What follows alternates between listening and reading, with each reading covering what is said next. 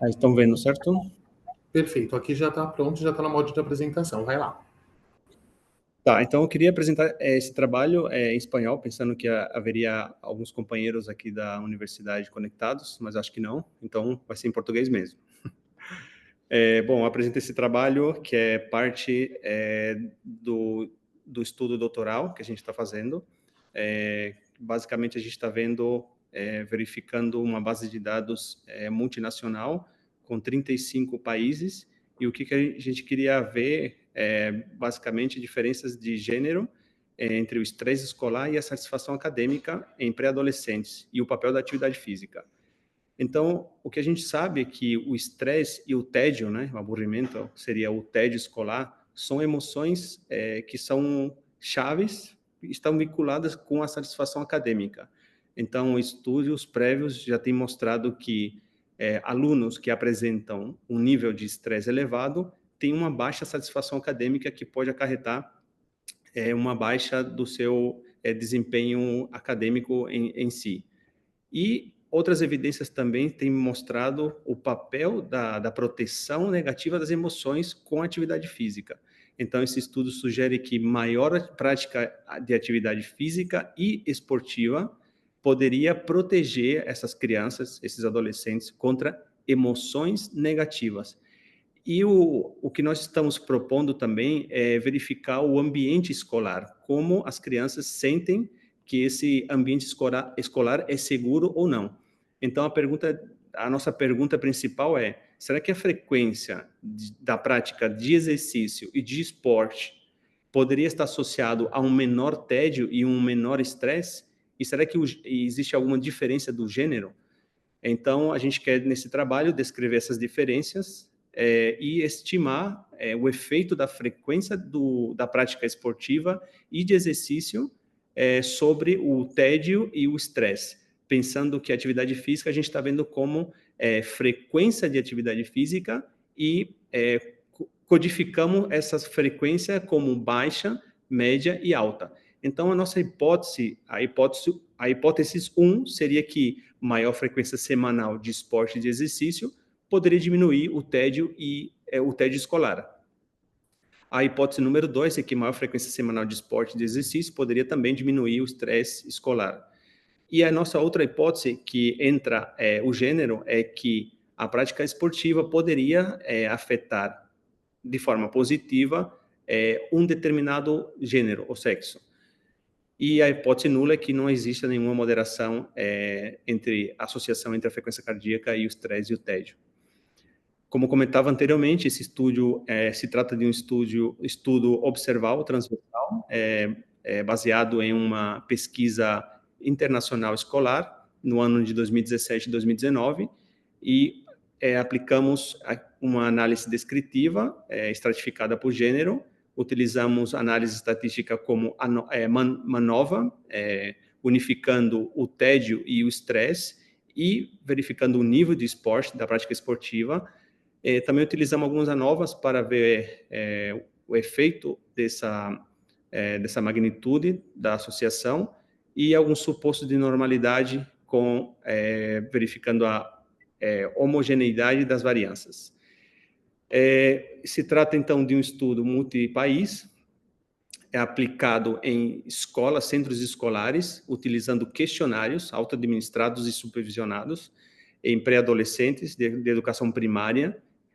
Os dados, como comentava, são dados secundários, a gente não teve papel na coleta de dados, e a exposição que a gente está vendo é a frequência semanal de esporte de exercício categorizada, como anteriormente comentei, e o desfecho que a gente está vendo é o tédio e o estresse e a segurança escolar como uma variável de controle.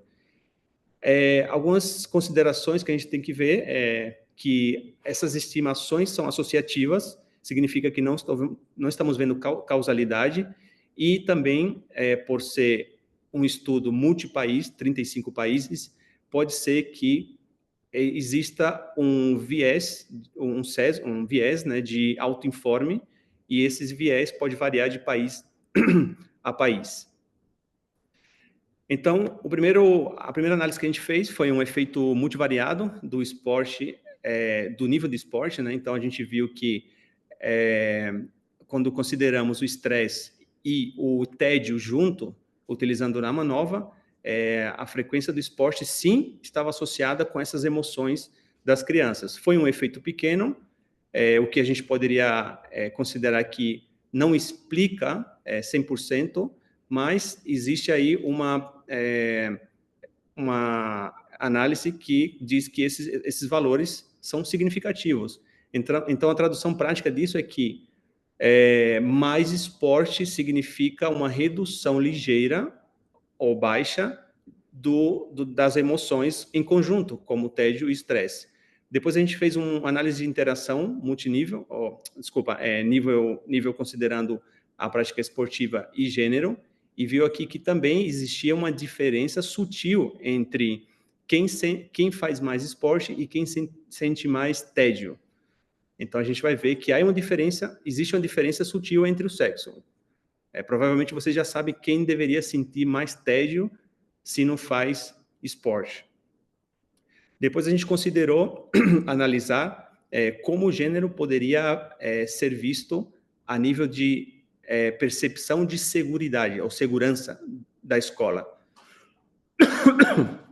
Então, a gente viu aqui que a percepção de segurança ela foi menor. Aqui diz que em uma menor percepção de segurança estava mais provável que modificaria a prática esportiva. Então, provavelmente que quanto maior eu sinto que esse ambiente não é seguro, eu me movo menos. Vou avançar um pouco aqui na análise, devido ao tempo, e o que eu quero mostrar aqui como um resumo dos achados, né, dos resultados, é que aqui temos quanto maior a prática semanal de atividade física e esportiva, menor é o tédio que as crianças sentem, em uma escala de 0 a 10. Quando a gente vê também o estresse separado, não mostra um valor, quanto mais atividade física, menos estresse. É muito parecido esses valores. E a diferença de gênero, aqui a gente vê que as meninas, elas sentem mais tédio e maior estresse quando comparado com os meninos. Então, os resultados do estudo é uma amostra balanceada, quase 50% homens e mulheres, com idade entre 8, 10 e 12 anos, e mostrou que maior frequência esportiva estava associada com menor tédio e estresse. Foi considerado como um efeito pequeno, mas consistente, considerando que estamos avaliando 35 países, e uma das variáveis que a gente decidiu incluir, que era a segurança escolar, explicava um pouco essa variação. As diferenças entre sexos são modestas. E, em conclusão, né, lembrando a pergunta, né, será que a frequência esportiva e de exercício poderia estar associada a um menor estresse e aborrimento? Sim.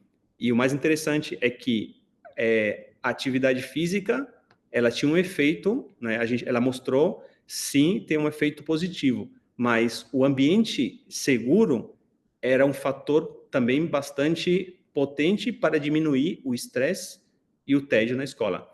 Então, para finalizar, a atividade física atua como um protetor modesto frente ao estresse e o tédio em escolares pré-adolescentes. A segurança, a percepção de segurança também é determinante para quando uma escola queira promover um programa de atividade física que promova atividade física, é importante considerar a percepção de segurança que as crianças sentem. E nossa recomendação, as referências, e muito obrigado. Parabéns, professor Josivaldo. Seu portunhol está, assim, boníssimo. Vive falando espanhol e quer apresentar em português, mas, assim, fiquei extremamente orgulhoso. Seu portunhol está, assim, the best of the world. Você pode parar a compartilhação, Pode parar de compartilhar a tela. Parabéns pelo trabalho. Acho que eu fiquei muito feliz de te ver que passou hoje o dia inteiro fazendo avaliação, passou o dia inteiro com o seu grupo de pesquisa e dando uma olhada no simpósio. Dizer que o Chile ganhou um ótimo profissional. Josivaldo, eu entendi que é um banco de dados que vocês pegaram, né, de diversos países. Eu preciso pelo menos que você comente, se não os todos, porque são muitos, mas esse banco de dados abrange Europa, abrange América do Norte. Comenta com a gente, pelo menos, a população da amostra, por favor. Obrigado. Obrigado pela pergunta, Júnior. Também muito feliz de poder participar do simpósio do Serafisques, o Natal, né, que a gente considera. Você considera a Ilhabela o evento Natal para você, mas Serafisques, para mim, é o simpósio. Ver pesquisadores de alto nível compartilhando essa experiência, isso não tem preço. Em relação à sua pergunta, Júnior, obrigado. Nós estamos considerando nessa base de dados países da Europa, Itália, Espanha, França. Aqui na América Latina, infelizmente, só está o Chile e o Brasil, e muitos países da África, e Estados Unidos, Rússia e Canadá. Então, é uma amostra bastante potente, muito parecido com o ISCOLE, né? Ele está convidando pessoas para cada líder de seu país poder fazer um número determinado de avaliações. Perfeito, Josivaldo, muito obrigado, viu? Por causa do tempo, eu vou ter que passar a palavra agora para o próximo trabalho intitulado Nível de Atividade Física, Gordura Corporal e Perfil de Risco Coronariano em Trabalhadores. Eu passo a palavra agora para a Nicole. Boa noite, vocês me ouvem? Super bem. Ok, vou compartilhar a minha tela com vocês.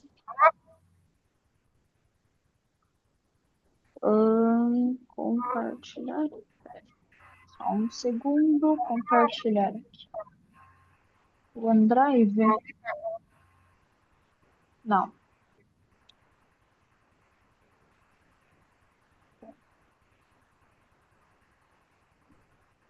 Compartilhar. Como faço para compartilhar?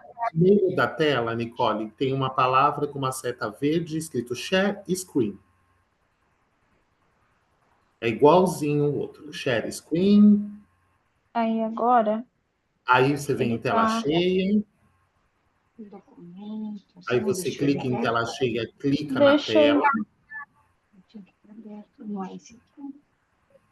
Mas quer que eu compartilhe? Não?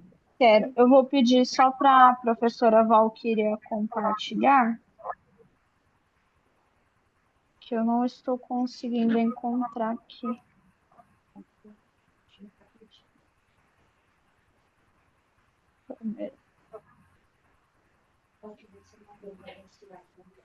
Isso. Isso.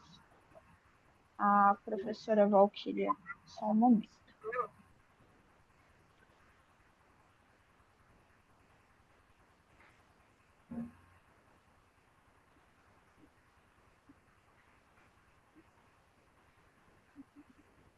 Perfeito, Nicole, para a gente já aparece. Vai lá. Ok. Então, eu me chamo Nicole Loyola, faço parte da equipe de estagiários do Celafisques 2025.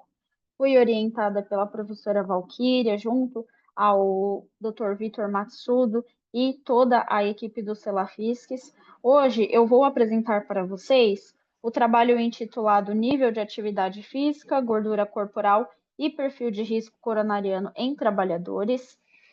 Essa pesquisa ela foi realizada com trabalhadores do estado de São Paulo e o objetivo foi correlacionar o nível de atividade física, a gordura corporal e o risco coronariano em trabalhadores do estado de São Paulo. Nós utilizamos o método, como métodos, né? O tipo de estudo quantitativo, transversal e exploratório. Nessa pesquisa, O instrumento utilizado foi a avaliação antropométrica e o questionário internacional de atividade física, o IPAC versão curta, e como análise... Nicole, deixa eu te ajudar. Valquíria, você tem que ir apertando o Enter conforme ela for falando, porque ainda está no trabalho. Okay. Isso, obrigado. Certo? Certinho, perfeito, pode continuar. Ok. E na análise estatística, foi utilizado o software Jamove, versão 20, para a análise de normalidade de dados. Foi utilizado o teste de Smirnov e o teste de Spearman avaliou a associação entre as variáveis.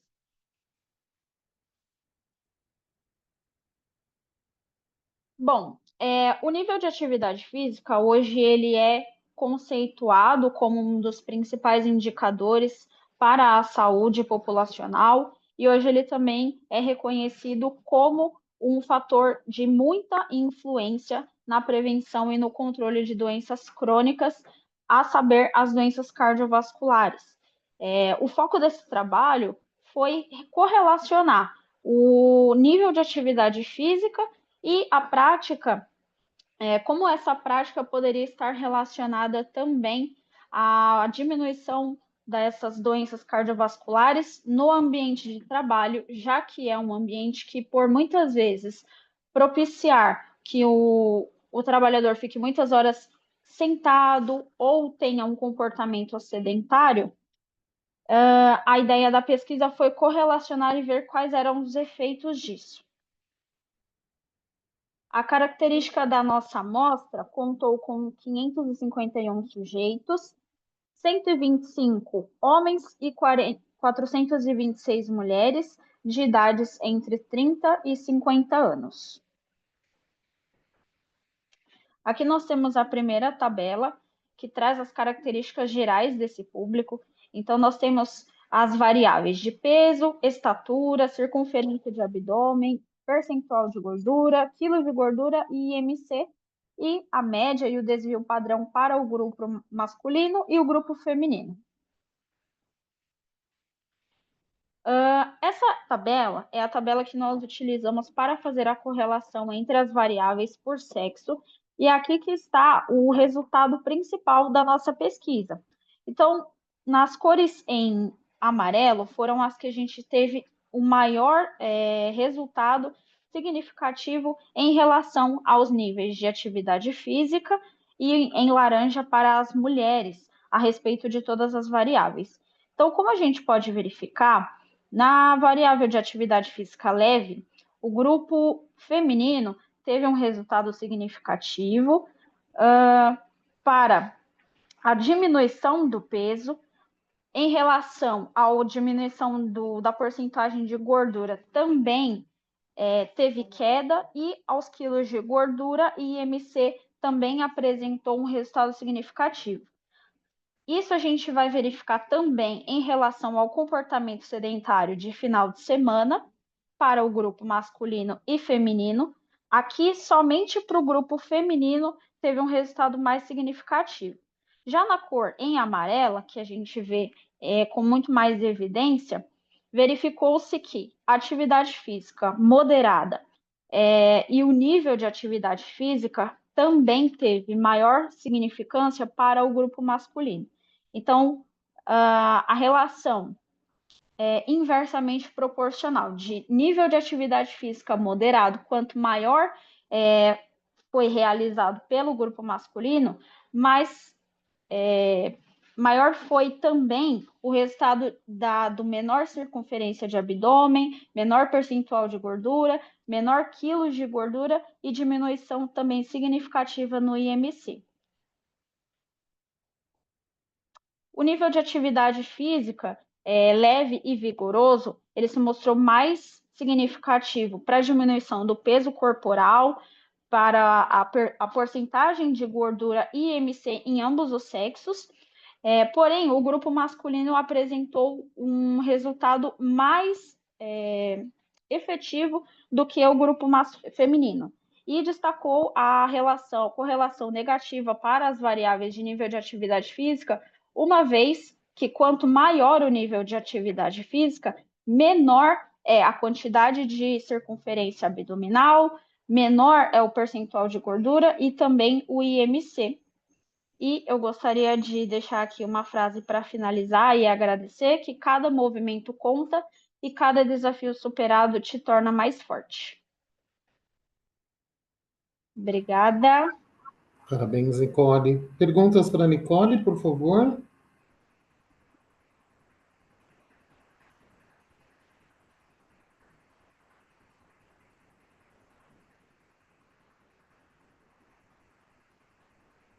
Oi, Nicole, só queria te parabenizar por todo o seu empenho, quem te acompanhou, a evolução que você teve nos últimos dias foi surpreendente e parabéns pelo seu primeiro simpósio do Celafisques.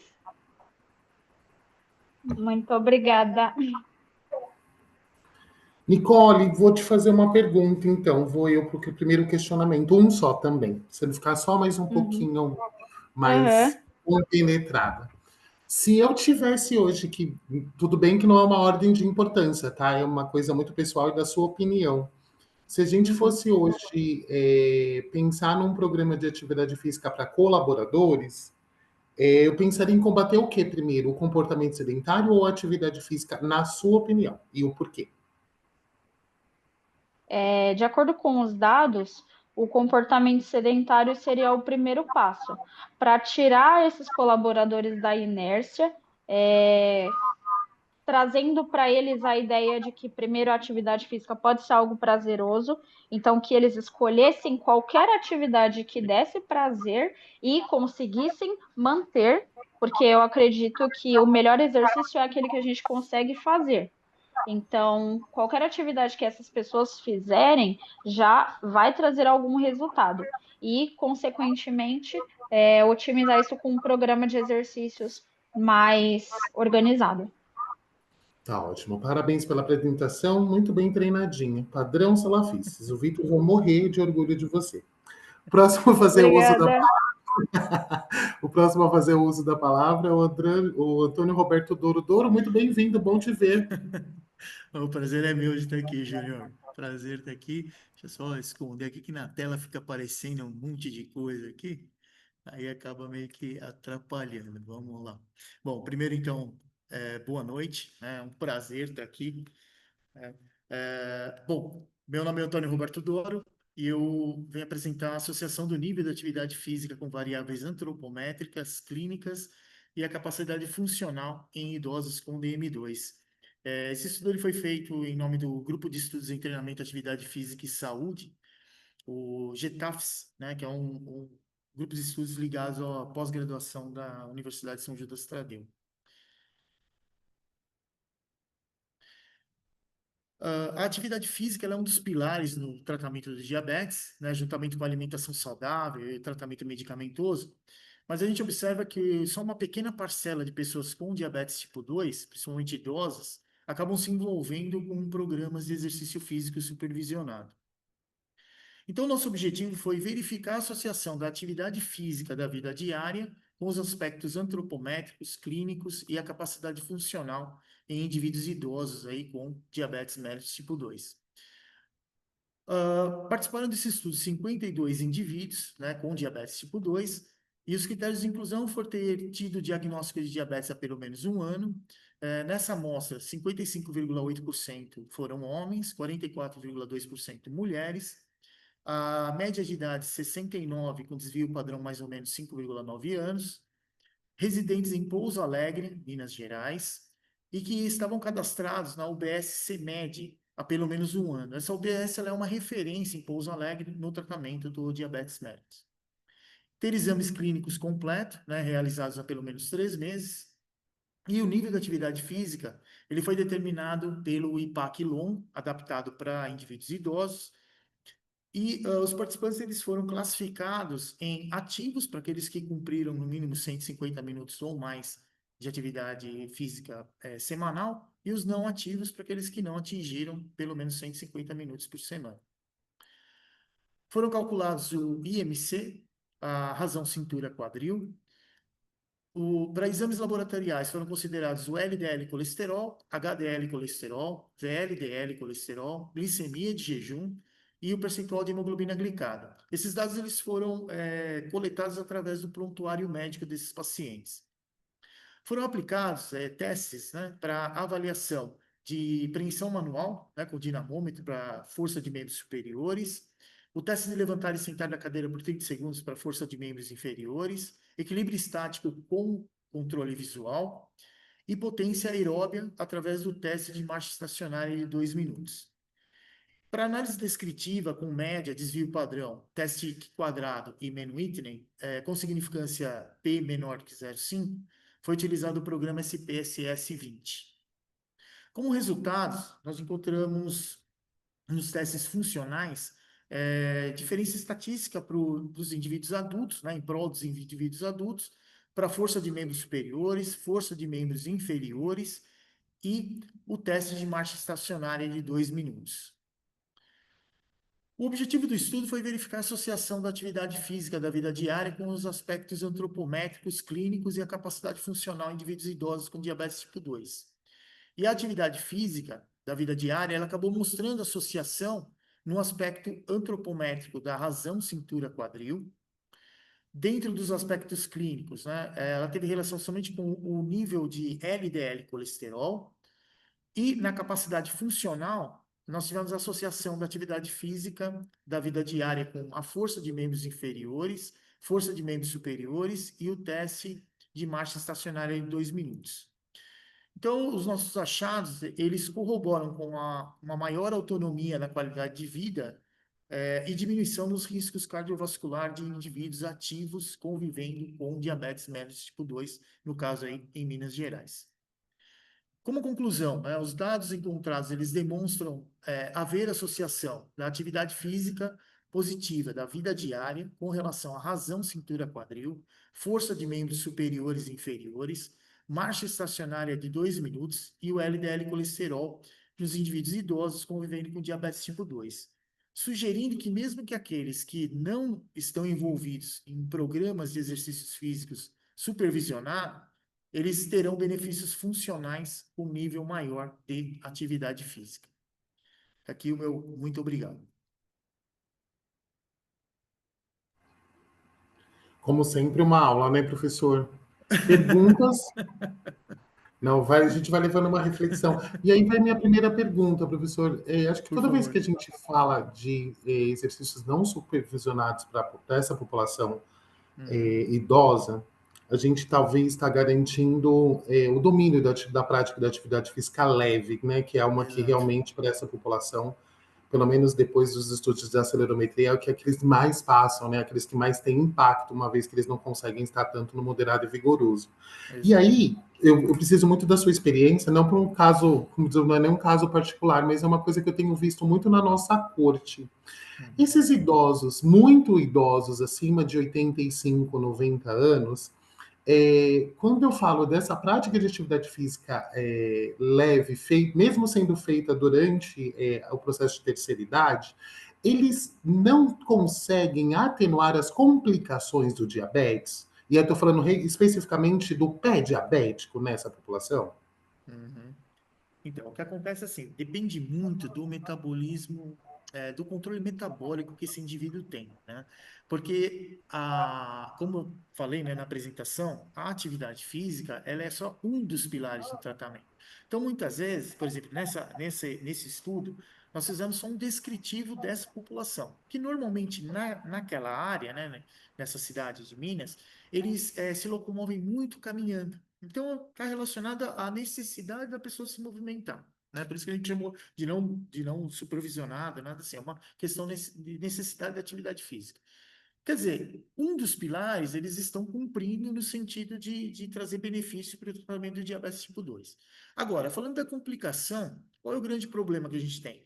Não, a atividade física ela vai proteger, né, vai ser um fator de proteção para aqueles que são mais ativos, mas não adianta nada a pessoa, por exemplo, caminhar e cumprir pelo menos, né, os 150 minutos, uma parcela cumprir até mais do que 200 minutos, mas ele, de repente, exagerar na alimentação. Então, quer dizer, ficar hiperglicêmico no pós-prandial e estender muito esse tempo de hiperglicemia no pós-prandial.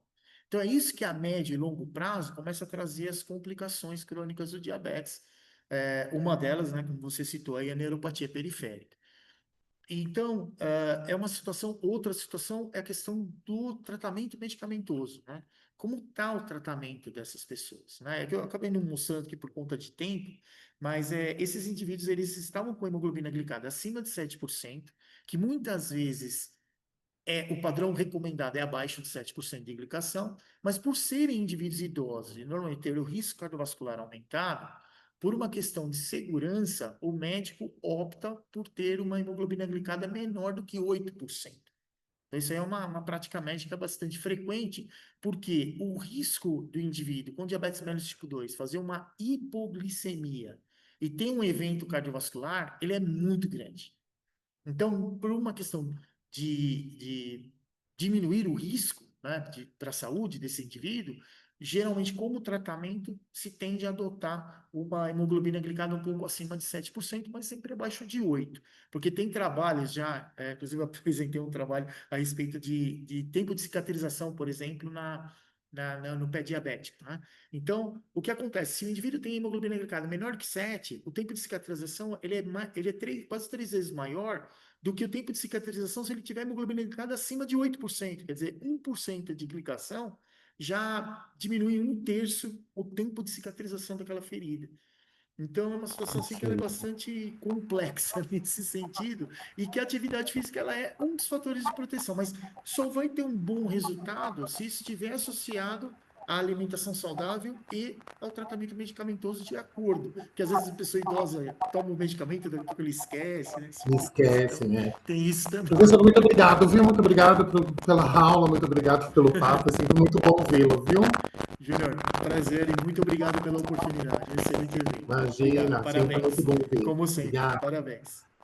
A próxima a fazer uso da palavra é a Marina Graziele Mendes Pereira, com trabalho intitulado Ciclo de Sono Vigília de adolescentes jogadores de futebol, registrado por actigrafia. Tudo bem, Marina?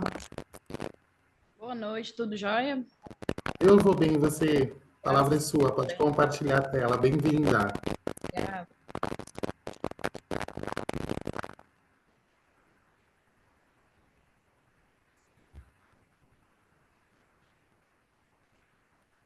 Apareceu aí para vocês? Ainda não, deve estar chegando. Perfeito, Marina. Só deixar em modo apresentação agora.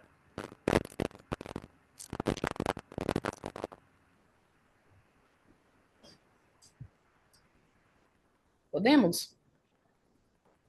Para nós ainda não está grande. Não apareceu? Não, em modo apresentação, não.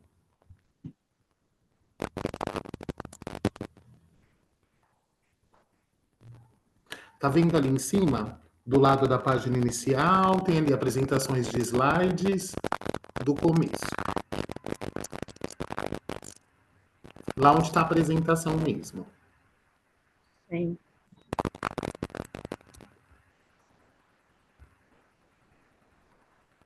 E agora, foi? Isso, eu vejo o seu slide. Tá vendo ali em cima, do lado da palavra animações? Arquivo, página inicial, inserir, design, transições. Olha o seu PowerPoint. Aqui não está aparecendo. Isso, quase chegando. Apresentações. Isso. Aí ali, ó, do começo. Lá na esquerda. Do começo. Documento?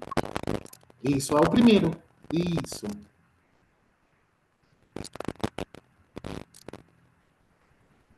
E agora, apareceu? Então, vou deixar ele pensar um Vocês pouco. me permitem dar um apoio, uma ajuda, Isso, professor por Júnior? favor. Acredito que ela está compartilhando a tela, a janela do PowerPoint no modo de edição, e aí quando ela comanda para apresentar, a gente continua vendo a edição, entendeu? Na hora que ela escolhe o que ela vai compartilhar, ela está compartilhando a janela e não a tela do computador como um todo. Então, Marina, saia, por favor, e compartilhe a tela do computador, não a janela. Desculpa, viu, professor? Só no intuito de tentar Imagina. ajudar.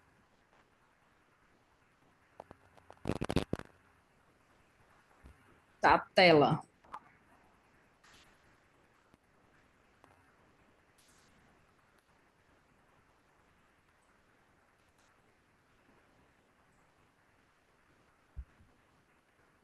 Nada?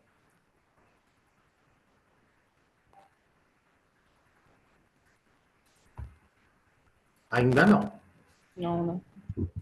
Só um momento.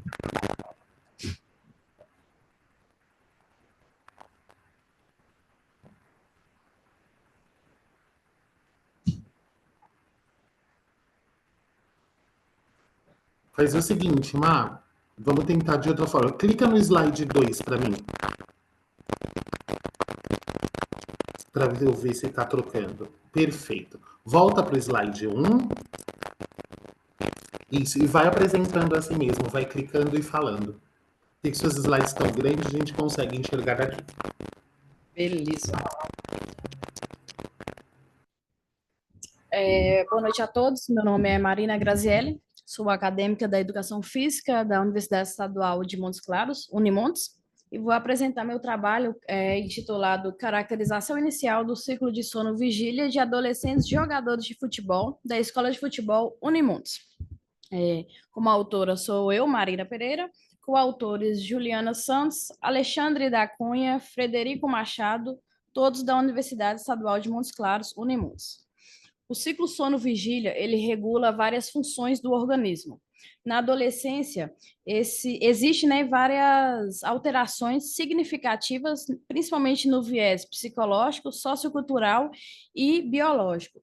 E essas alterações, elas acabam atrasando a fase de sono desse adolescente, o que pode acarretar insônia e sonolência diurna. Consequentemente, todas essas alterações que os adolescentes acabam sofrendo, ele vai acabar acarretando impactos negativos no desenvolvimento dos mesmos. O objetivo desse trabalho é caracterizar o sono de jogadores, adolescentes da Escola de Futebol Unimontes de duas faixas etárias, que é o sub-15 e o sub-17. Esse trabalho ele está dentro de um projeto guarda-chuva, onde outras metodologias foram adotadas antes de chegar na entrega dos dispositivos, que são os actígrafos. Foram entregados 14 relógios, sendo 7 para o sub-15 e 7 para o sub-17. Esses relógios, eles são para captar informações de como esses adolescentes, né, eles se comportam durante o dia, durante a noite, durante o período de sono. Os adolescentes, eles foram orientados a utilizar esse relógio por 7 dias seguidos, somente podendo retirá-los no horário de banho. Após o 7º dia, a gente fez o recolhimento desses relógios e extrair os dados, né, através do programa Acto Studios. Os algoritmos trabalhados, né, estudados para esse trabalho foram o horário de dormir, horário que o atleta levantou, duração de sono, eficiência do sono, despertar, latência e o vaso. Todos os dados foram agrupados segundo as faixas etárias, tirado média, desvio padrão e realizado o teste T para verificar se esses amostras eram semelhantes ou diferentes. O trabalho ele foi aprovado pelo CEP da Unimontes. Aqui eu trago duas imagens, onde essa primeira imagem, ela mostra, né, um registro onde o atleta ele usou o relógio de forma correta, onde todas essas cores aí trazem uma informação diferente. E já essa segunda imagem mostra um atleta que não utilizou o relógio de forma adequada, onde essa parte lilás aí nos traz informação que nesse período ele não estava de posse do relógio. Então, de acordo com esse estudo, né, os resultados foi que após o registro, observamos que as variáveis elas foram semelhantes para ambas as categorias, onde o horário de dormir deles eram próximos tanto para o sub-15 quanto o 17, duração de sono, ambas as categorias dormiram menos de 8 horas por noite, né, de sono. Eficiência do sono, em média, aí, de 85% para 86%. Então, os resultados aí para ambas as categorias foram semelhantes, né? Foram públicos semelhantes. As características do ciclo de sono investigadas, elas não diferem, né, como foi dito, entre as categorias sub-15 e sub-17. Contudo, foi interessante notar os valores relativamente baixos de duração de sono para ambas as categorias, que dormem, né, menos de 8 horas por noite. De acordo com Andrade, os achados principais do seu trabalho, ele vem revelar que realmente atletas adolescentes das categorias de base de futebol dormem menos tempo do que o sono recomendado.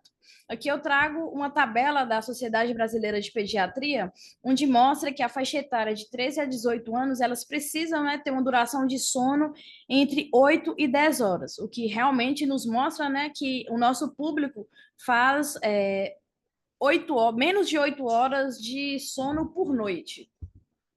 De acordo com os resultados analisados, observamos que a eficiência do sono da categoria está dentro do limite inferior da normalidade. Então, a eficiência deles está entre 85 e 86, então, assim, está bem no limiar, e próxima a 86%, que é o valor de tabela que a gente encontrou.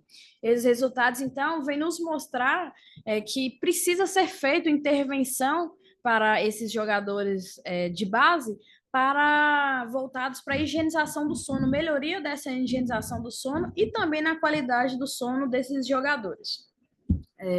Aqui foram as referências que a gente utilizou para a montagem dessa apresentação. Muito obrigada. Parabéns, Marina. Obrigada. Alguém tem alguma pergunta para Marina? Marina, pode parar de compartilhar, tá?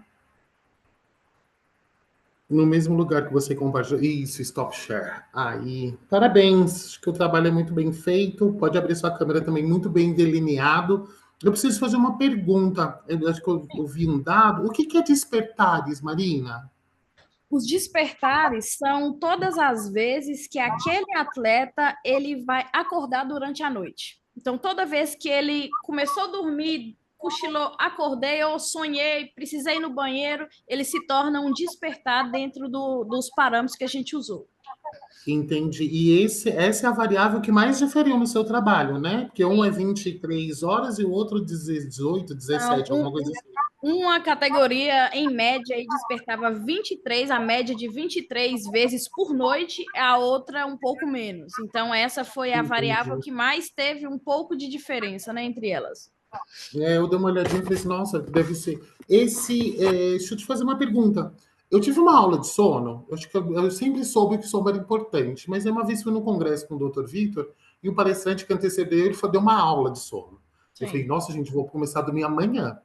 Amanhã eu tô dormindo, porque ele foi explicando, que eu acho que é uma coisa que a gente muito recente, né? Não tem 10 anos, que a gente tem dado tanta importância para a quantidade, na verdade, a qualidade do sono. A qualidade E aí, ele trouxe um achado que eu nunca tinha percebido, e depois colocando em prática, realmente que é a questão da luz, que a maioria dos jovens, né, até os não jovens, mas a gente tem mania de dormir com o celular, né, próximo ou na cabeceira ou até debaixo do travesseiro, e a partir do momento ele estava comentando com a luz, ele disse, gente, vocês não têm noção como a luz ela é importante para você ter um bom sono adequado. Se vocês puderem, pode deixar o celular para despertar na cozinha, que aí você vai levantar no horário certo e vai despertar e não vai se atrasar. E é uma coisa que mudou, que eu acho que talvez mereceria, porque eles estão tão próximos, está faltando tão pouco, e já que eles são atletas ou pretendem, né, estão mesmo amadores ou iniciando a sua vida de profissional, mesmo que amador, mas voltado para o desempenho, de você conseguir ter uma boa intervenção com essa população. Sim, até porque nesse registro, todas as luzes que pode ter interferência no sono, elas são detectadas. Então, é um achado assim que a gente ainda vai pegar atleta por atleta e a fundo qual a luz está mais predominante para cada um, qual das luzes mais atrapalha cada um, para a gente poder dar sequência no nosso trabalho, para poder ter uma intervenção mais específica para cada um. Perfeito. Espero ver os seus resultados, viu? Muito obrigado por compartilhar isso aqui conosco. Manda um abraço para todo mundo. Obrigadão. Tchau, tchau. Imagina, um prazer tê-la aqui. O próximo é o Kelvin Alves Barreto, com um trabalho intitulado Efeito de uma intervenção em telesaúde de 12 semanas dos níveis de atividade física e colesterol HDL de bombeiros com baixa testosterona. Opa, tudo bem, professor? Tudo, seja muito bem-vindo. Vou compartilhar minha tela aqui. Vamos lá. Se eu consigo fazer a tela toda.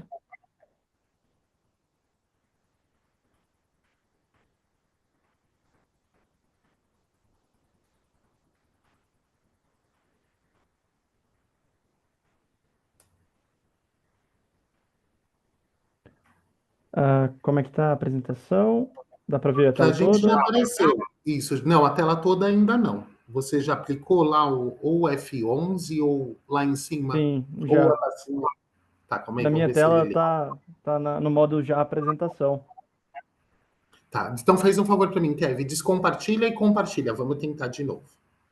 E faz um favor para mim, Kevin. A gente já te viu. Fecha a câmera, porque a câmera, ela ocupa muito Ok. a potência da internet. Pode fechar, depois você abre na hora das perguntas.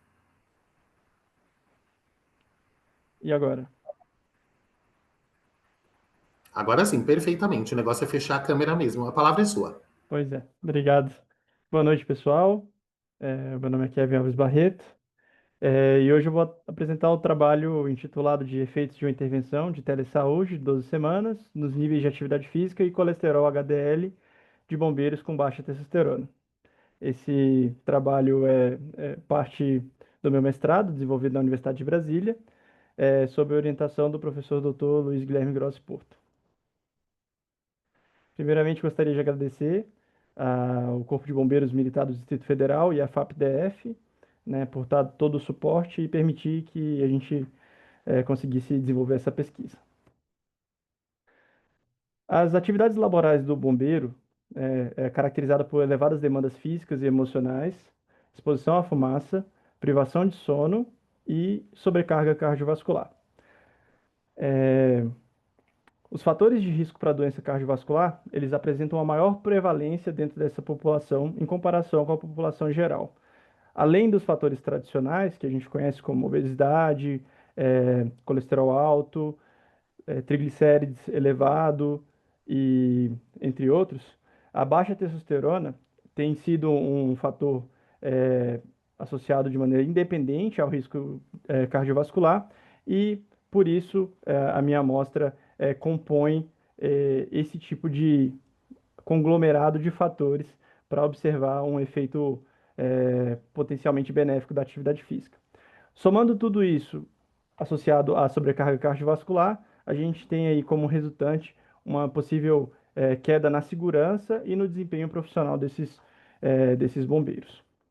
Sendo assim, o objetivo desse trabalho foi verificar o efeito de uma teleintervenção para a promoção do estilo de vida saudável na saúde cardiometabólica de bombeiros militares com baixos níveis de testosterona. Trata-se então de um ensaio clínico não randomizado, do tipo quase experimental, com amostra de 34 voluntários, com idade mediana de 48 anos, IMC de 31 e níveis de testosterona menor do que 400 nanogramas por decilitro, em duas medidas consecutivas, realizadas no estudo exploratório da prevalência de obesidade, síndrome metabólica e hipogonadismo tardio. Aqui a gente tem a imagem, né, que caracteriza aí as principais etapas do nosso desenho experimental. Então, houve um recrutamento desses bombeiros, né? Primeiramente, houve um estudo maior, né, o estudo exploratório, onde a gente identificou esses voluntários, né, fez o recrutamento, logo em seguida a gente fez uma avaliação, né, um baseline, onde eles preencheram formulários e realizaram exames de sangue. Após disso, eles foram submetidos de maneira individual, cada um deles a uma intervenção, né, uma orientação para aumentar os níveis de atividade física. Então, nessa orientação, a gente fez uma prescrição do treinamento individualizado. Essa orientação também visou reduzir o comportamento sedentário, melhorar os padrões alimentares, né, e promover ali a higiene do sono. Todas essas etapas foram reforçadas após 6 semanas e após 12 semanas de intervenção, foi realizada uma avaliação, né, seguindo os mesmos padrões da avaliação prévia no baseline. E após isso, a gente fez também um follow-up apenas com questionários. Para avaliar o nível de atividade física, utilizamos o IPAC, versão curta. E para avaliação do colesterol, né, todos os voluntários receberam um voucher, tanto no início quanto no final do projeto, da intervenção, com 7 dias para realizar um exame de sangue num laboratório de referência, com orientações para coleta adequada dessa variável. Para análise de dados, os dados descritivos são apresentados em mediana e quartis. O teste de normalidade utilizado foi o Shapiro-Wilk. Para realizar as comparações entre grupos foi utilizado o teste Wood-Whitney. Para analisar o tamanho de efeito foi utilizado o ranking de correlação bisserial. E para o processamento de dados foi utilizado o software Jamov. A tabela 1 apresenta as diferenças dos níveis de atividade física e do colesterol entre grupos que sofreram alterações nos níveis de colesterol. Então, a ideia aqui foi o quê? Foi a seguinte: comparar aquele grupo que aumentou o colesterol versus aquele grupo que não aumentou o colesterol, reduziu, no caso. Tá? Então, eu chamo a atenção de vocês, né, para esse quadrante em vermelho, né, que é a diferença entre as medianas desses grupos. Então, a gente consegue observar que o grupo que aumentou o colesterol realizou mais atividade física e que a diferença entre as medianas é de, no mínimo, 465 metros por minuto semana. Já na parte de baixo da tabela, quando a gente faz essa comparação entre os grupos, né, eu estou observando ali a diferença desse incremento de colesterol, porque ali é o delta, né, então é o valor inicial menos o final. Então, o quanto que esse colesterol se modificou ao longo dessas 12 semanas. Então, obviamente que vai ter uma significância, né, porque eu estou separando o grupo entre aqueles que aumentaram e aqueles que reduziram, mas a principal análise aqui é verificar realmente a magnitude dessas diferenças, né? Então, quando eu olho principalmente o grupo que utilizou a medicação, eu consigo ver que o incremento, né, a diferença entre grupos é muito maior, né, tanto por ter aumentado, por ser diferente em 11 pontos do colesterol, mas também os níveis de atividade física desse grupo são superiores quando a gente olha a terceira linha ali de comparação da nossa tabela. Então, em conclusão, né, esse é um estudo pioneiro no Brasil que demonstrou que a telesaúde é uma alternativa viável e eficaz para melhorar a atividade física e o colesterol, contribuindo para a saúde cardiometabólica dos bombeiros. Esses achados são especialmente relevantes diante da elevada sobrecarga cardiovascular e o maior risco cardiometabólico característicos, né, dessa categoria profissional. Muito obrigado.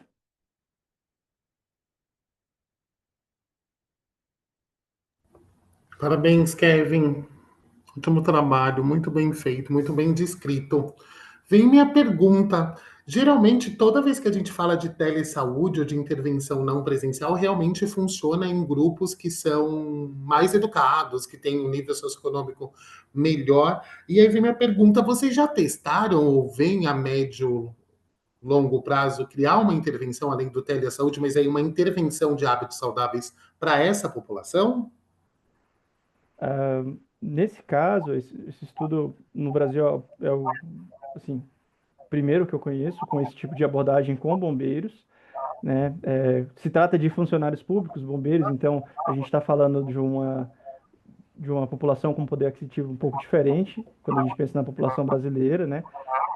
Mas o uso de recurso tecnológico foi mínimo, né? Então a gente está falando aqui de comunicação via WhatsApp, então foram entrevistas, né? As intervenções foram aconselhamentos, palestras online, então a gente sempre que falou de sono, de alimentação, de aptidão física, foram palestras gravadas por pessoas com expertise no assunto, e aí esses bombeiros foram questionados se eles assistiram a palestra ou não, se eles gostaram do conteúdo, se foi utilizado, né? Todos esses dados estão na dissertação, né? Mas a gente tentou implementar um programa personalizando para a rotina do bombeiro, ou seja, a conversa foi individualizada e ajustada, né? Visando ajudar realmente ele. E assim, eu acredito que o resultado final foi bem interessante. Apesar de ser uma telesaúde, né? A gente consegue ver que eles aumentaram o nível de atividade física e, consequentemente, aumentaram o colesterol. Tá ótimo, Kevin. Eu perguntei, sabe por quê? Porque a gente fez uma intervenção de 2 anos com os funcionários da Secretaria de Estado da Saúde, que são aqueles dados que a Nicole apresentou. Eu acho que de lá nós fizemos umas 6, 7 publicações. E eu estou dizendo isso porque a gente é rodeado de pesquisadores de um comitê que eles fervem a nossa cabeça. E um deles está propondo a primeira intervenção, pelo menos que eu conheço, por inteligência artificial, e ela vai ser testada também com funcionários públicos. Então, eu acho que ele fala amanhã 9h20, se eu não me engano. Eu acho que é uma das primeiras mesas que tem amanhã do simpósio, que eu acho que vale a pena, que eu acho que a gente vai melhorar muito essas questões de informações ou modelos não presenciais, utilizando a tecnologia ao nosso favor. Acho que a gente vai andar muito e vai crescer muito nesses próximos anos. Mas parabéns, a pesquisa é muito bem desenhada, o orientador é suspeito. Eu vou me encerrar aqui, mas receba aí o nosso abraço e manda o nosso abraço a todos do grupo. Obrigado, professor. O próximo a fazer o uso da palavra, depois do Kevin, é a Teda Maneta de Cunha Suter, com trabalho associação entre o nível de atividade física, índice de massa corporal e qualidade de vida percebida em acadêmicos de Araçatuba. Boa noite, pessoal. Eu quem Tudo vou bem? apresentar Seja o Alexandre. bem-vindo. Tudo bem, Alexandre? Bem-vindo. Tudo bem? Obrigado pela participação aí no meu 5º Congresso de Cela Físicas. Maior prazer estar aqui com vocês. Eu vou compartilhar, tá bom? Fecha a câmera para te ajudar, tá? Tá ok.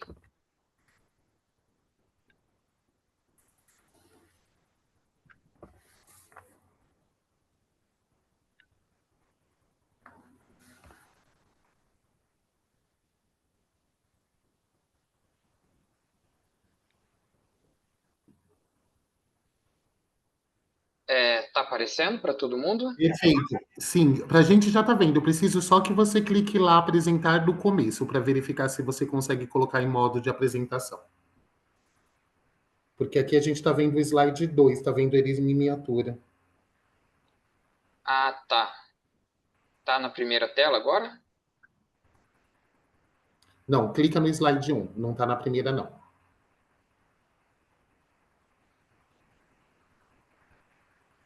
Foi, Júnior? Não, ainda não. Que para mim ele tá mudando. Eu vou parar de compartilhar e vou Isso, tentar compartilha novamente. de novo, por favor.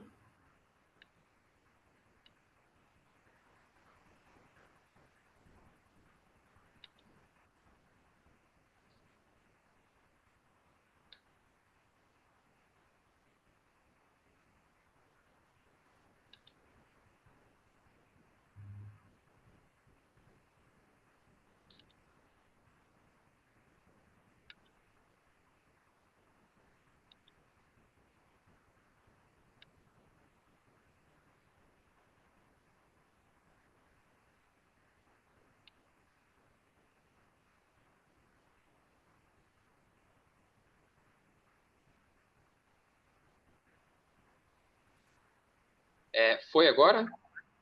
Perfeito, foi. Só começar.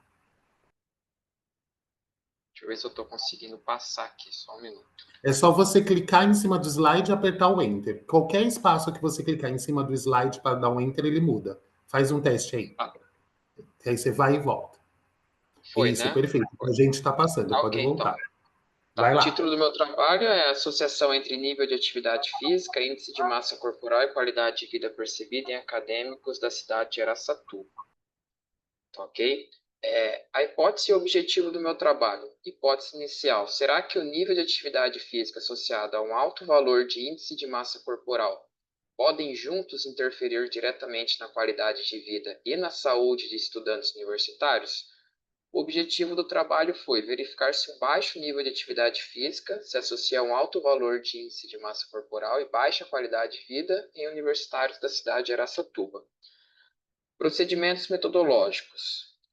Os indivíduos responderam os questionários online e pessoalmente por entrevista, informações relacionadas à saúde de forma geral, informações pessoais, nível de atividade física, que foi utilizado o IPAC versão curta e o questionário SF36. Os critérios de inclusão da amostra foram estarem matriculados há pelo menos 3 meses em alguma universidade da cidade de Araçatuba, e os fatores para a exclusão da pesquisa foi não responder todos os questionários ou perguntas difíceis de serem interpretadas. Análise dos dados. A associação entre as variáveis de idade, índice de massa corporal e nível de atividade física e qualidade de vida foram analisadas pela correlação linear de Pearson e esperma, de acordo com a normalidade dos dados. A comparação entre os indivíduos com baixo nível de atividade física foi conduzida pelo teste T-Student e amostras independentes. As variáveis com distribuição normal e teste de Mermin com critérios de significância de P 0,5 foram adotados. Bom, os resultados foram 101 indivíduos avaliados, sendo 49 mulheres e 52 homens, com idade média de 22 anos. E média de índice de massa corporal foi um IMC de 31%. Aqui é uma tabela dos resultados até o presente momento, porque essa pesquisa ela ainda está em andamento, tá? Então, em média, os estudantes têm um IMC de 32%. Em média, eles têm um nível de atividade física de 115 minutos semanais. E as informações do questionário SF36 foram capacidade funcional 45 pontos, né, sendo que o valor de corte é 50 pontos. Aspectos físicos, 61 pontos. Dor, 39 pontos. Estado geral de saúde, 41 pontos. Vitalidade, 51 pontos. Aspectos sociais, 40 pontos. Aspectos emocionais, 40 pontos. Saúde mental, 29 pontos. A conclusão até o presente momento deste trabalho em andamento. Os sujeitos permitem concluir que 76% das pessoas com baixo nível de atividade física apresentam um índice de massa corporal maior de 29%. Sendo assim, considerando um baixo nível de atividade física associado a um alto valor de índice de massa corporal, reflete uma pior qualidade de vida nos estudantes universitários da cidade de Araçatuba. Assim finaliza a minha apresentação. Muito obrigado. Obrigado, Alexandre. Parabéns pela apresentação, viu? Ok. Alexandre, deixa eu começar a primeira pergunta. Pode abrir sua tela agora, já que parou de te apresentar. Minha primeira pergunta é: esse trabalho com universitários aí de Araçatuba, é uma região que eu adoro, tem o melhor interlocutor de promoção de atividade física é dessa região. Funciona assim, o cara realmente é uma fera. Acho que é professor de uma faculdade aí também. Quando vocês analisam a saúde ou os fatores de estilo de vida de escolares, qual que destes é o mais prejudicial? Porque não é a atividade física, né? Não, o fator mais prejudicial para a saúde dos universitários que estão sendo investigados. Tá, mas assim, vocês estão investigando tabaco, consumo de álcool, sedentarismo, desses valores que vocês já deram uma olhada, qual é que mais impacta negativamente nessa população de estudantes? Comportamento sedentário. Período que eles ficam mais tempo sentados na universidade, em casa. Eles têm uma alta carga horária em comportamento sedentário. Eles não têm muita afinidade com a prática de atividade física. Entendi. E que são cursos da área da saúde, não da saúde? O critério de inclusão são estudantes universitários da cidade de Araçatuba. Então, tem pessoal do direito, psicologia, fisioterapia, educação física. Entendi. São universitários mesmo. A ideia era pesquisar os universitários. Não, entendi. Perfeito. Alexandre, muito obrigado. Aguardo o ano que vem as respostas e as intervenções. Eu mando o nosso abraço e sempre muito bom receber o grupo de vocês. Abração aí, Júnior. Tudo de bom. Parabéns pelo congresso. Obrigado. A próxima a fazer uso da palavra é a Lilian Fernanda Pacheco Moreira de Souza, com um trabalho denominado Análise da Qualidade de Vida de Mulheres Praticantes do Método Pilates. Olá. Oi, só cortar o Júnior um pouquinho. Ô, Júnior, na programação o meu tá antes dela.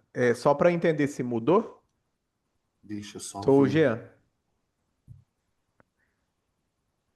Nossa, Jean, eu já te chamo depois dela, tá bom? Tranquilo. Obrigado. Ok, é bom que eu desligue minha câmera, né? Nossa, a mulher é o que está salvando todo mundo. Menino, mas agora quando Fecha a sua câmera. A primeira coisa que você faz é fechar a sua câmera e você clica em... Do lado de transições deve ser apresentações. Mas não foi? Para mim está constando aqui que já está Não, aberto. vai sempre aparecer para você. Pode parar de compartilhar e compartilha de novo, por favor.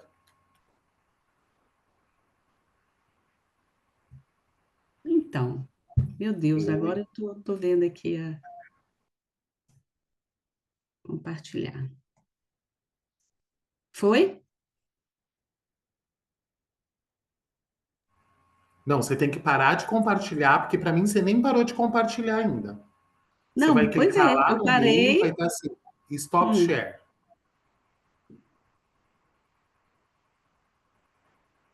Gente, mas que coisa, hein? Calma que a gente chega lá.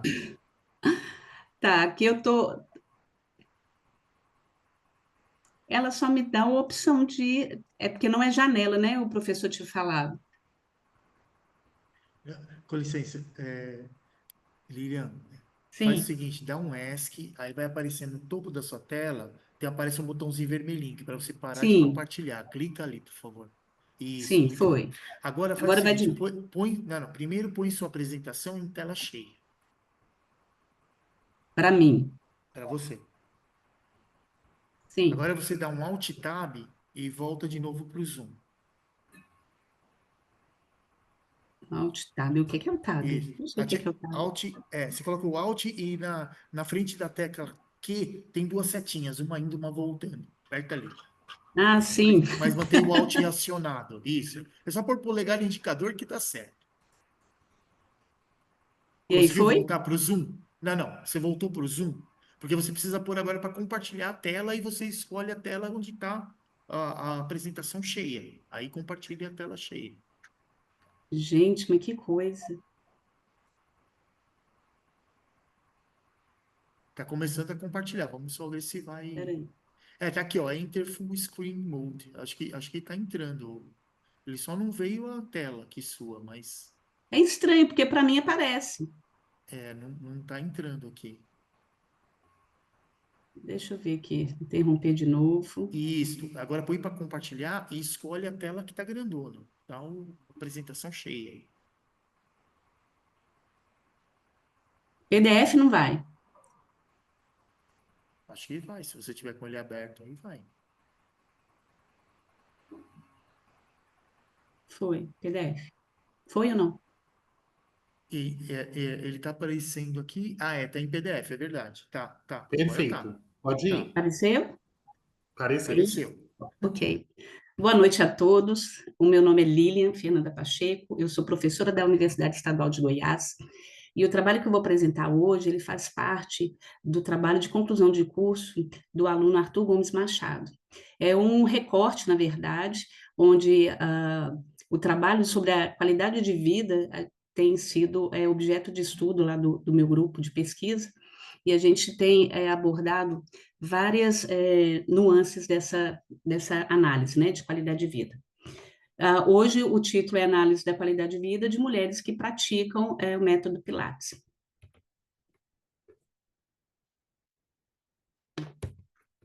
Agora ele não vai. Desculpa, só aperta Alt Tab de novo que aí ele muda. Só dá um Alt Tab e aí você tenta mudar e ele desce. Não foi. Vixe. Então eu não sei. Desculpa. Acho que a professora tem que ir descendo ou subindo, né? Isso, Desse na ponto barra de de vista. rolar. Aí. Isso, ok. Então, o método Pilates, ele tem sido, né, desenvolvido desde a década de 20, durante a Primeira Guerra Mundial, por Joseph Pilates, e que tem como característica principal a conexão entre o corpo e a mente. Esse método Pilates, ele melhora muito a consciência corporal através de movimentos que são controlados e uma respiração que é consciente, e junto com esse controle de respiração, a gente consegue outros benefícios, como aumento de flexibilidade de coordenação motora, aumento da resistência muscular, aumento de força tanto de membros superiores quanto de membros inferiores, abdômen e também de outros grupos musculares. E não só o Pilates, como também os exercícios físicos de uma maneira geral, já é bem sabido, né, de todos os benefícios que o exercício físico pode promover em diferentes grupos, e essas melhorias, esses benefícios do exercício físico, eles também vêm sendo bastante discutidos a capacidade de melhorar a qualidade de vida dos indivíduos que praticam os exercícios físicos. Desse modo, o objetivo desse trabalho foi avaliar a qualidade de vida de mulheres praticantes do método Pilates por equipamento, com diferentes níveis de atividade física. Essa pesquisa é uma pesquisa transversal, observacional e de análise quantitativa. Foram submetidos, né, as participantes foram convidadas, então elas tiveram acesso ao termo de consentimento livre e esclarecido, onde elas puderam assinar e receberam, para análise da qualidade de vida, o questionário RUCOPREV via WhatsApp, e também tiveram o nível de atividade física avaliado pelo IPAC. Os domínios da qualidade de vida que foram avaliados foram os domínios físico, psicológico, relações sociais, meio ambiente e também a autoavaliação da qualidade de vida geral. Nessa metodologia, nós avaliamos os scores que foram de 0 a 100. E os dados analisados foram, né, no programa SPSS com o nível de significância de 5%. Para serem incluídas no estudo, eram mulheres que estavam regularmente matriculadas na aula de Pilates com equipamento, precisaria ter uma idade mínima de 18 anos, frequentar as aulas de Pilates pelo menos 2 vezes por semana e praticar o Pilates há pelo menos 3 meses. E os critérios de exclusão foram não atingir a frequência mínima necessária e não assinar o termo de consentimento livre esclarecido. O trabalho ele foi aprovado pelo Comitê de Ética da Universidade Estadual.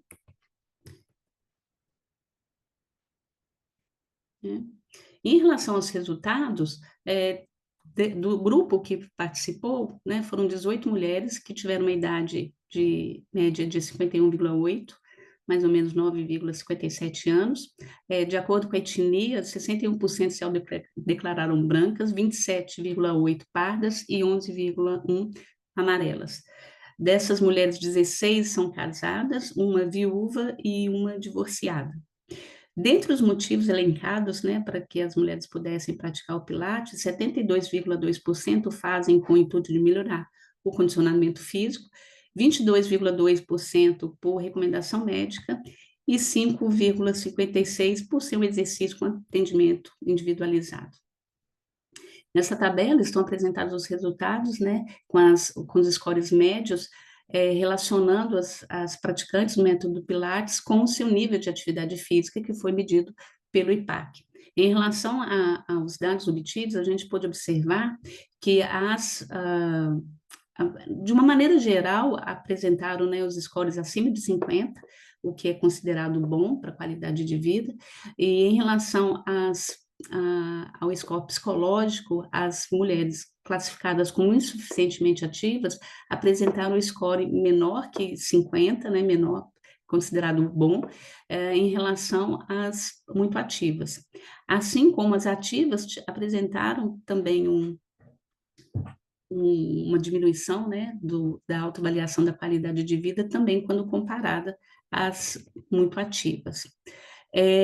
Como eu disse, esse trabalho ele é um recorte, né, uma outra avaliação que a gente tem feito é também da autopercepção da imagem corporal, e a gente está tentando também relacionar os resultados com as características sociodemográficas da amostra.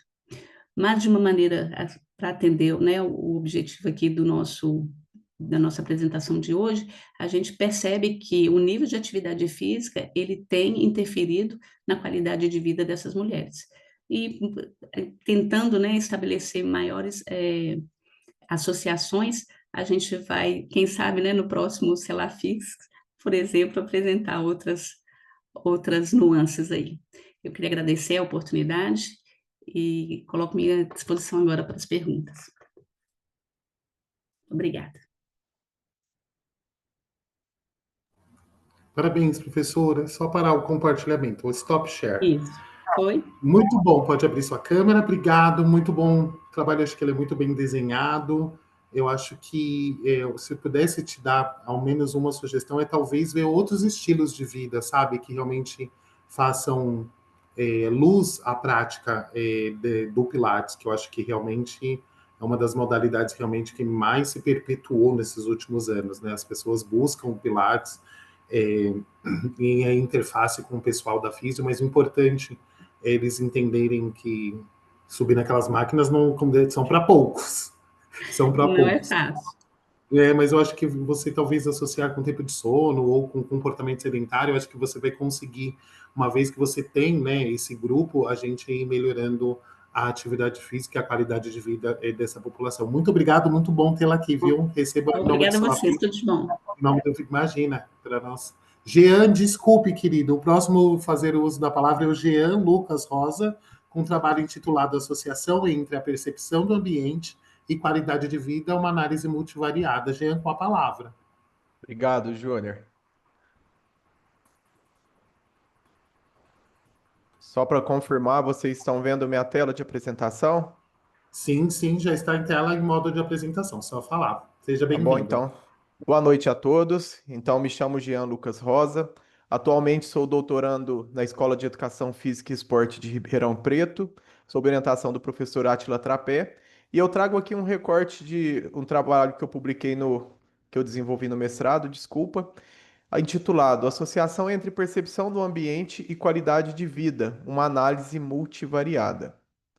Bom, a literatura ela já é bastante clara quando ela traz a percepção, o conceito de percepção de qualidade de vida e sua relação com fatores individuais e contextuais, mostrando que vários são os fatores que influenciam nessa percepção. Dentre eles, fatores como bem-estar e comportamentos em saúde, que tem eu até coloquei essa dupla seta, que mostra exatamente isso, que ao mesmo tempo que a percepção de qualidade de vida ela vai influenciar nesses fatores, esses fatores também influenciam nessa percepção. E dentre eles, a prática de atividade física, que é algo também que para nós é bastante claro. Mas quando eu estava desenvolvendo o trabalho, surgiu um questionamento que foi sobre como tentar entender as relações entre tudo isso e o ambiente urbano. Eu trouxe essa imagem que eu gosto bastante, que mostra que todos nós estamos inseridos dentro de um ambiente, né? Um ambiente que nós vivemos. E esse ambiente, quando ele é algo que ele é amigável, aqui, por exemplo, a presença de ciclovias, segurança, local para atividade física, um local para convívio, a literatura nos mostra que isso faz com que nós sejamos mais ativos, que nós tenhamos algumas características que elas são beneficiadas pela existência desses espaços amigáveis na vizinhança. Sendo assim, surgiu o questionamento, né? É, qual é a relação entre a percepção da qualidade de vida e essa percepção do ambiente urbano das pessoas? Sendo assim, o objetivo desse trabalho é analisar se há associação entre variáveis do ambiente percebido e percepção da qualidade de vida de pessoas adultas residentes em Passos, Minas Gerais, uma cidade no sul de Minas. Esse projeto foi aprovado pelo Comitê de Ética da Universidade do Estado de Minas Gerais, que foi onde eu cursei meu mestrado. Então, como eu disse, foi realizado na cidade de Passos, mais especificamente nos bairros Jardim Cidade e Eldorado, que eu trago aqui uma imagem para ilustrar, eles ficam nessa região da cidade. Como que a gente fez essa abordagem? Primeiramente, nós determinamos os segmentos de rua daquela localização e sorteamos de maneira aleatória 2 lotes com casa ou prédio residencial em cada segmento. Esse sorteio foi dado a partir do número 1 e o número total de lotes eletivos naquele segmento. E depois foi abordado um morador por lote, de maneira intencional e por voluntariedade. Para verificar a percepção de qualidade de vida, nós utilizamos a ferramenta EuroRIS e a percepção do ambiente, a escala de mobilidade ativa no ambiente comunitário, que é a ferramenta NILS. A análise estatística ela foi feita da seguinte forma: primeiramente, nós pegamos todas essas variáveis preditoras e realizamos uma regressão com penalidade laço. Essa regressão, o que ela faz é selecionar quais são as variáveis que fazem mais sentido para a criação daquele modelo. A partir dessas variáveis selecionadas, nós realizamos uma regressão linear múltipla. A análise estatística foi realizada na linguagem R, utilizando o pacote GLM-NET com um alfa de 5%. O modelo, ele explicou, ele trouxe um resultado bastante interessante, porque ele explica 80% da variância dessa percepção da qualidade de vida, e ele incluiu 17 preditores. Destes 17 preditores, após a regressão linear múltipla, ele trouxe 5 variáveis que eram estatisticamente significativas, sendo elas o número de amigos no bairro, acesso à diversão, construções atrativas e a qualidade dos restaurantes e o tráfego no bairro. É algo bastante interessante aqui quando a gente pensa que a qualidade de vida, então, ela tem relação nessa amostra do estudo com características do bairro, do entorno do local onde a pessoa mora, como a convivência com amigos, o acesso à diversão aqui, então, acesso a estabelecimentos que proporcionem diversão, lazer para essas pessoas, as construções serem atrativas, serem bonitas, um bairro que seja atraente para aquelas pessoas, qualidade dos restaurantes, e o que mais chamou a atenção aqui é o tráfego no bairro, que trouxe um beta positivo, indicando que o aumento na pontuação da qualidade de vida daquelas pessoas está relacionado ao aumento na pontuação do tráfego do bairro, ou seja, ao aumento do trânsito no bairro. Isso é algo que traz uma pulga atrás na nossa orelha, e talvez uma das hipóteses seja de que isso proporciona movimento no bairro, ou também opções para as pessoas acessarem esses locais. Então, concluindo, é possível perceber nesta amostra que quanto melhor a percepção do ambiente urbano, melhor a percepção da qualidade de vida.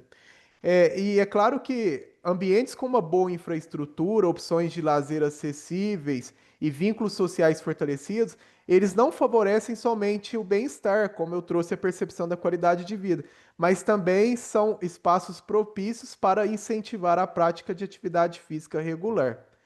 E esses resultados, então, eles reforçam a importância do ambiente como um determinante de saúde, apontando para a necessidade de que sejam elaboradas políticas intersetoriais, políticas que integrem o planejamento urbano e a promoção da melhora da percepção da qualidade de vida das pessoas. Agradeço na pessoa do Júnior a oportunidade de apresentar no evento, agradeço aos colegas que estão assistindo e convido vocês a seguirem o Instagram do nosso grupo de pesquisa, o GPEFSC. Obrigado. Jean, parabéns. Ótimo trabalho, muito bem desenhado. Vai aqui uma pergunta mesmo de curiosidade. Das variáveis que você, depois do tratamento estatístico, fez, qual a que mais te chamou a atenção ou te surpreendeu?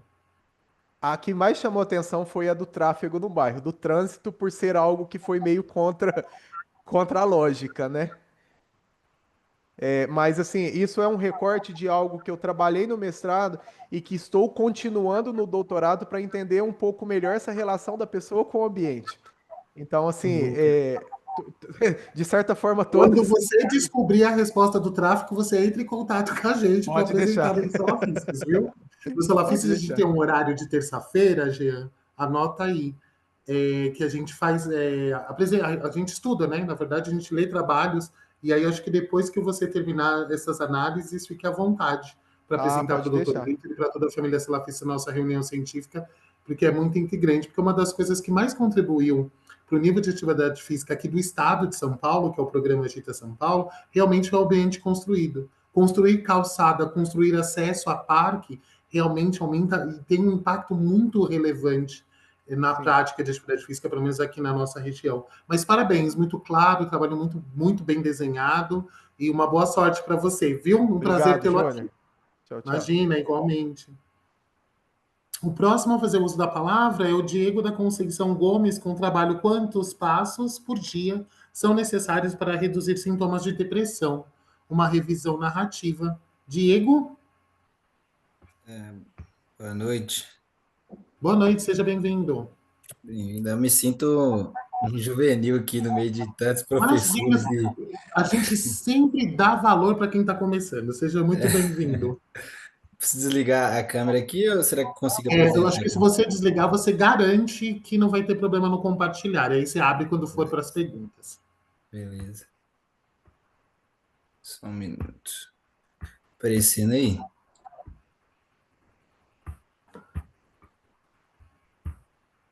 Tá aparecendo Vamos lá. tela cheia? Não, não, nem apareceu ainda. Você tem que ir lá no Não Share apareceu, Screen. não? Não. Ué, Você ixi. clica para mim no Share Screen. Pera aí, só um minuto. É,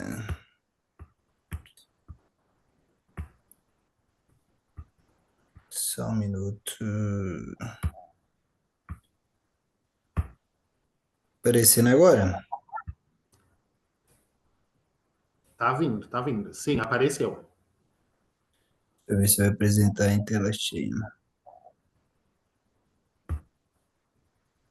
Tá em tela cheia? Tá em tela cheia, é só começar. Beleza. Boa noite. Meu nome é Diego, sou estudante de Educação Física no curso na Universidade Federal Vale do Itião, em Mucuri. Esse é meu trabalho de TCC.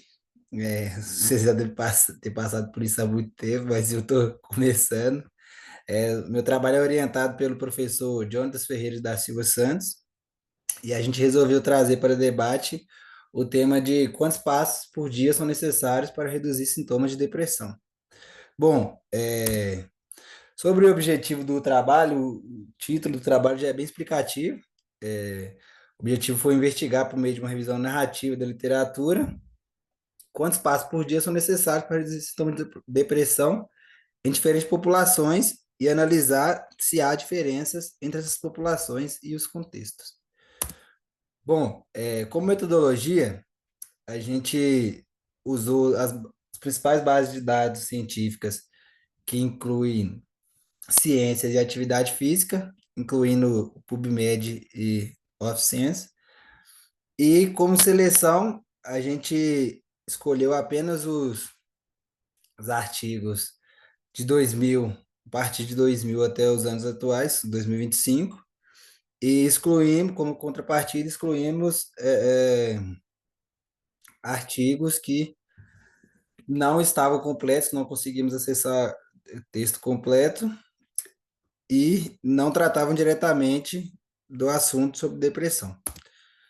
Bom, acho importante, antes de iniciar sobre propriamente os passos, importante entender um pouco sobre a depressão, né? A depressão, ela clinicamente pode ser definida como leve, moderada e grave, a depender do seu grau de intensidade e das suas consequências clínicas, né? Como consequências, a gente pode ter tanto consequências pessoais como profissionais e também pode afetar a população ao redor, né? A depressão, ela é um transtorno que deixa a pessoa, acredito que todo mundo já deve conhecer, mas deixa a pessoa para baixo e sem motivação, sem vontade de fazer as coisas do dia a dia.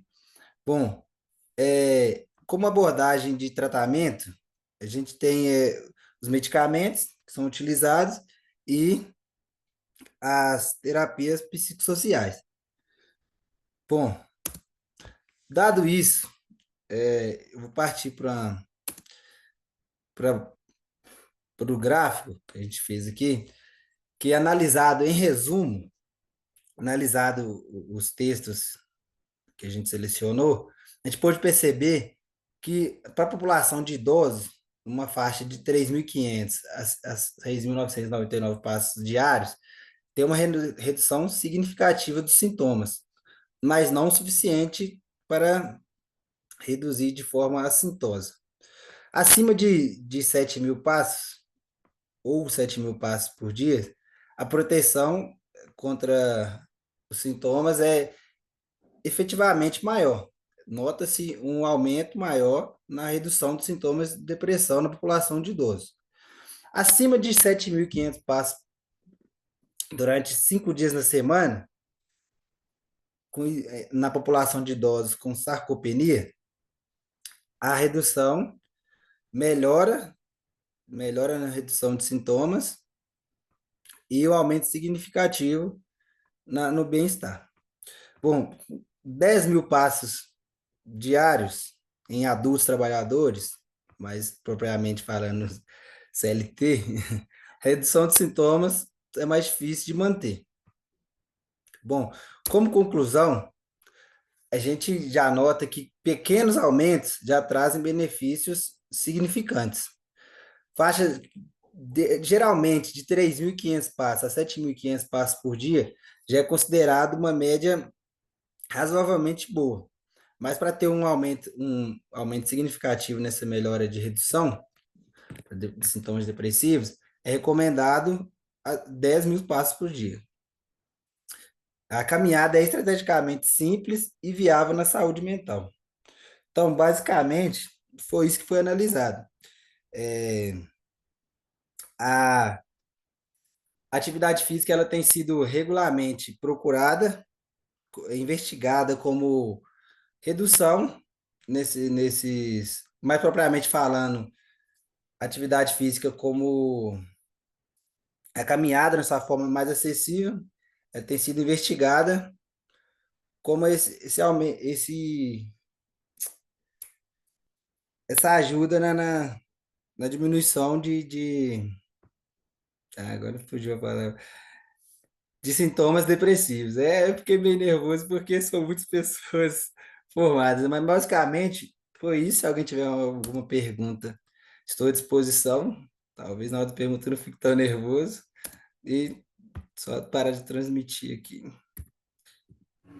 Obrigado. Imagina, nós que agradecemos. Tá vendo? Nem morreu, nem doeu. Pode parar de compartilhar isso, a gente está te vendo bem, pode abrir sua câmera. Diego, muito bom ter você. Eu acho que o início, todo mundo aqui passou pelos Salafices a primeira vez, e a primeira vez amonçoou.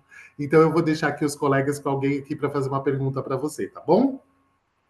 Beleza. Algum dos meus amigos. Eu gostaria de fazer uma pergunta, professor Júnior. Vai lá, Américo. Diego, na minha tese de doutorado, eu pesquisei 10 grupos de foco e a única informação, eu fiz uma tese tentando mapear toda a cadeia de consumo que existe em volta das corridas de rua. Em todas as os 10 grupos de foco, dentre outras metodologias que eu utilizei, apareciam pelo menos uma ou duas pessoas falando que conseguiram deixar os medicamentos para depressão após entrar em grupo de corrida. Por que você acha que a gente não usa isso mais como forma de divulgar nosso serviço, sabe? É que você pesquisando, assim, você tem alguma ideia? Será que a gente não tinha que falar mais, que a gente ajuda as pessoas a se livrar desse grande mal, né? Recentemente assisti uma reportagem que todos os sintomas associados à depressão cresceram vertiginosamente após a pandemia e a gente não faz marketing da gente mesmo nesse sentido. O que você acha sobre isso? Dado os fatos, né, a gente pode considerar que a depressão, querendo ou não, ela está intimamente ligada ao sedentarismo, né? Esses passos, na verdade, que eu trouxe, nem é propriamente a caminhada, uma corrida, é mais naturalmente os passos do dia a dia que a gente dá, uma cozinha que a gente vai, a gente vai no mercado, a gente vai.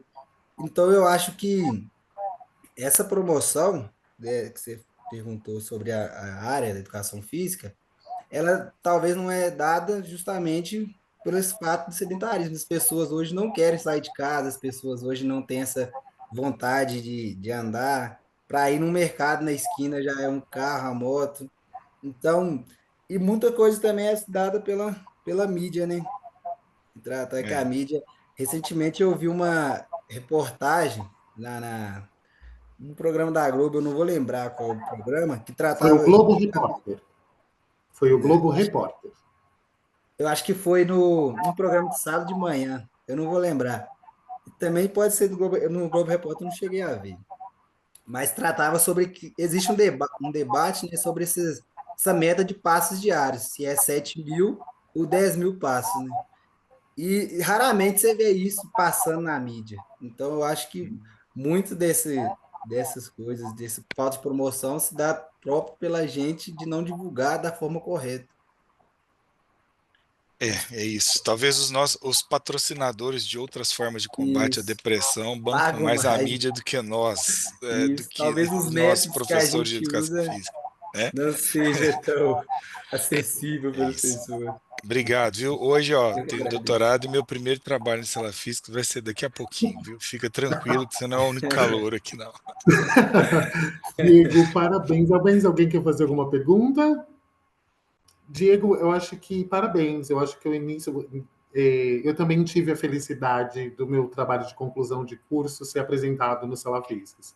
Não vou falar quanto tempo faz, porque não é necessário, e tá tudo bem também. Mas eu acho que é muito bom, eu que sou professor universitário há pelo menos 17 anos, saber que a gente ainda consegue formar alunos com esse viés. A gente tem discutido tanta qualidade do ensino superior, porque eu acho que talvez hoje você não tenha noção da aplicabilidade que tem o seu trabalho.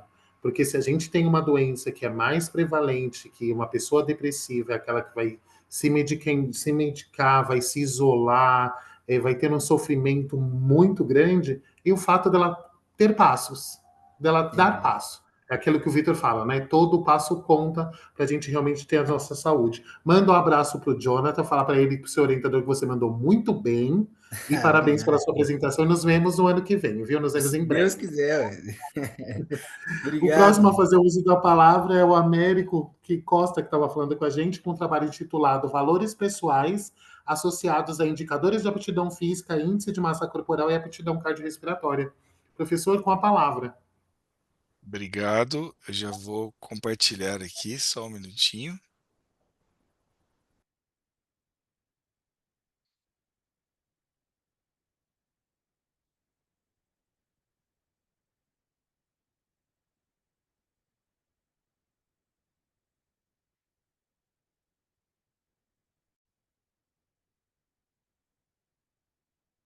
Oi?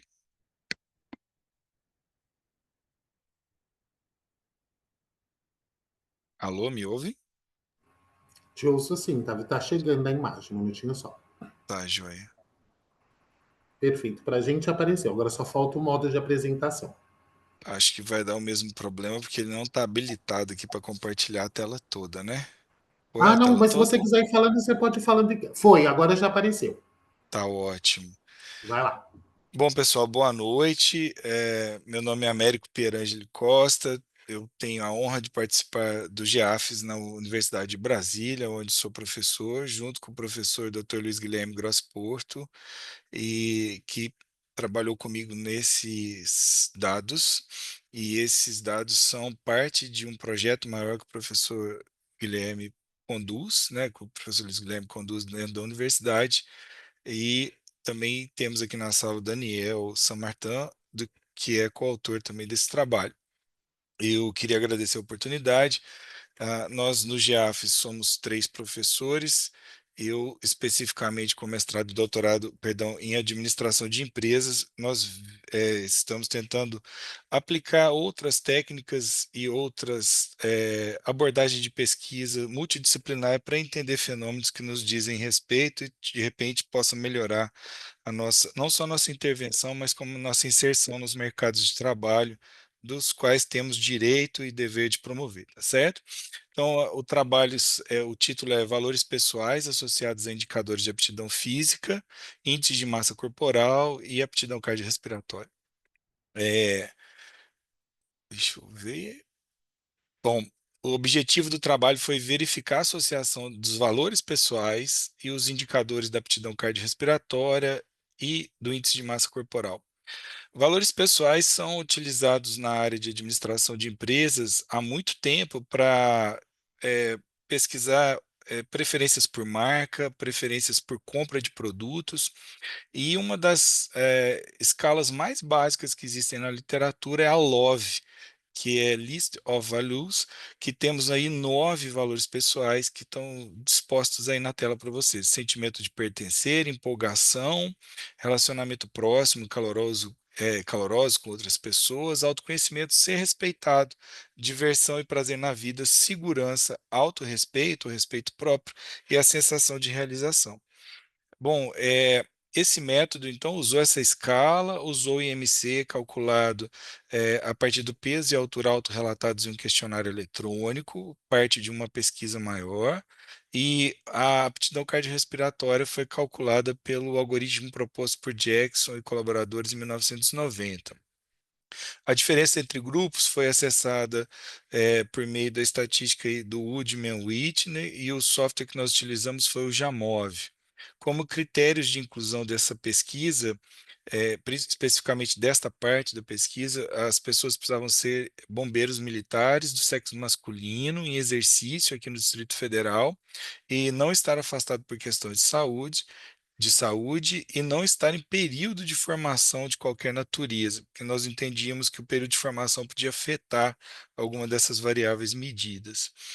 Bom, o perfil de MC do N avaliado e do 105, ele nos trouxe aí 21,9% de obesidade entre esses profissionais das forças de segurança, né, dos bombeiros, perdão, 55% com sobrepeso e 22 cerca de 23% com IMC normal, tá?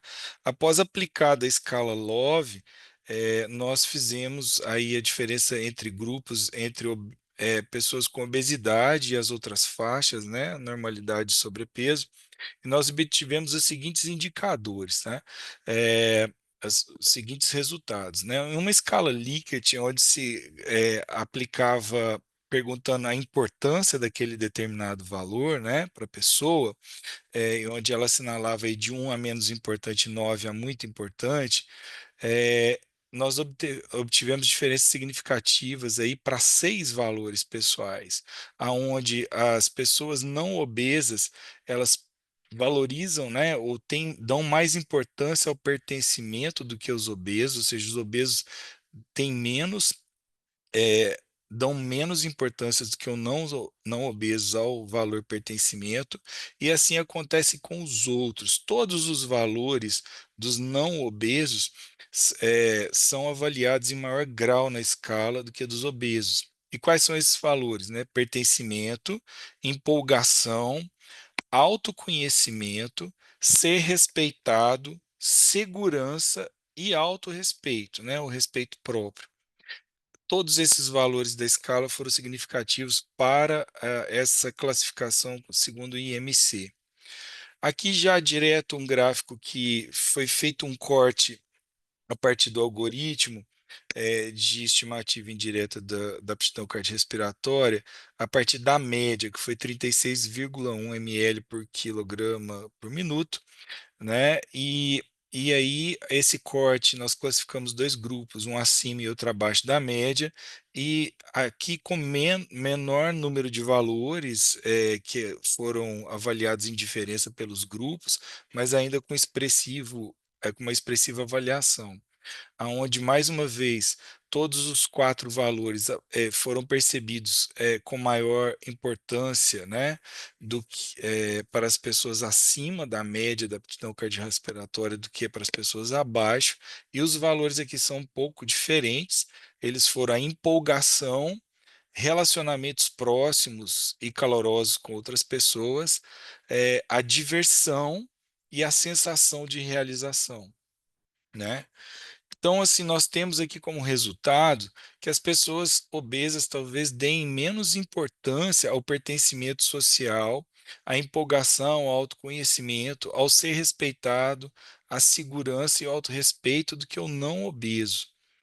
E não existiu diferença quando nós comparamos esses grupos para os valores relacionamentos próximos, diversão e prazer na vida e sensação de realização. Em contrapartida, para as pessoas que têm maior aptidão cardiorrespiratória, os valores que se diferenciaram, né, dos que têm menor aptidão cardiorrespiratória foram a empolgação, entusiasmo, relacionamento próximos e calorosos, a diversão e prazer na vida e a sensação de realização. E aqui não se diferenciou a segurança, o autorrespeito e o autoconhecimento. Então, nós temos assim que todos os valores dessa escala da LOVE diferenciaram em pelo menos um dos indicadores de comparação que nós escolhemos, ou seja, todos estiveram presentes, né, quando a gente escolheu aí olhar ou o IMC ou a aptidão cardiorrespiratória. O valor empolgação e entusiasmo, ele foi diferenciado quando nas duas comparações, tá? Rapidamente aqui, nós percebemos aqui a empolgação como o primeiro valor da aptidão cardiorrespiratória e aqui como segundo valor dos obesos e não obesos. Então, ele foi o único que se repetiu nas duas comparações. Os valores pessoais parecem estar associados, então, a esses indicadores, né, de aptidão física, IMC e aptidão cardiorrespiratória. Bom, eu agradeço a atenção, tentei ser mais breve e sucinto, porque sempre sou muito empolgado para a gente discutir essas questões associadas aos valores pessoais. Professor Júnior, obrigado. Imagina, eu que agradeço. Primeiro, parabéns pelo ineditismo. Eu acho que eu Obrigado. nunca tinha ouvido falar que algum dia a gente ia associar IMC e aptidão cardiorrespiratória com valores. Nunca. Parabéns. É de uma genialidade e de uma aplicabilidade tão importante. E aí, agora que você já abriu, agora eu vou perguntar para quem está estudando. Eu vou perguntar para quem está estudando. Sabe por quê? Porque acho que uma das coisas que mais a gente carece na educação física como um todo, que é o que eu mais acredito, que é a questão do acolhimento. E toda vez que a gente vai buscar, a gente vai até a educação física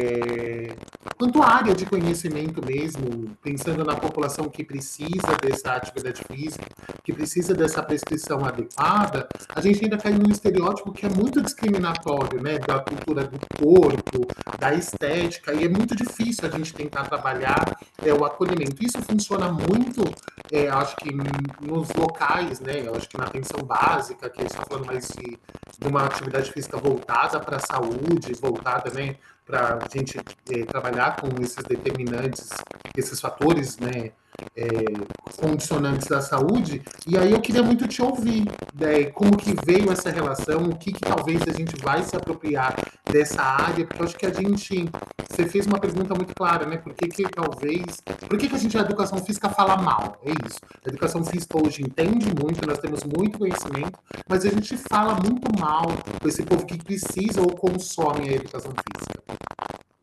Pois é, professor Júnior.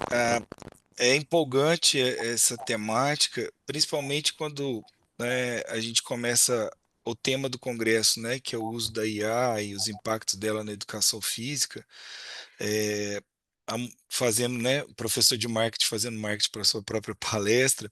Amanhã nós vamos falar dessa parte e muito do que talvez fique para a nossa atuação e intervenção profissional que não vai ter a IA propriamente dita atuando em conjunto ou competindo conosco, são as interações pessoais, são a percepção dos valores da pessoa e a atuação em cima disso.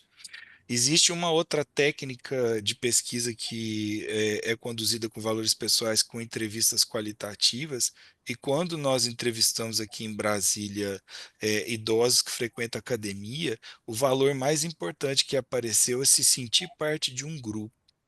Então, se sentir parte de um grupo, sentir segurança, sentir autonomia, sabe, de querer poder fazer. Então, é um estudo muito interessante nesse sentido, e eu acho que essas relações pessoais nossas com os clientes, né, ou com os alunos, elas vão precisar passar por uma revisão, né? A gente vai precisar aprofundar mais essas questões.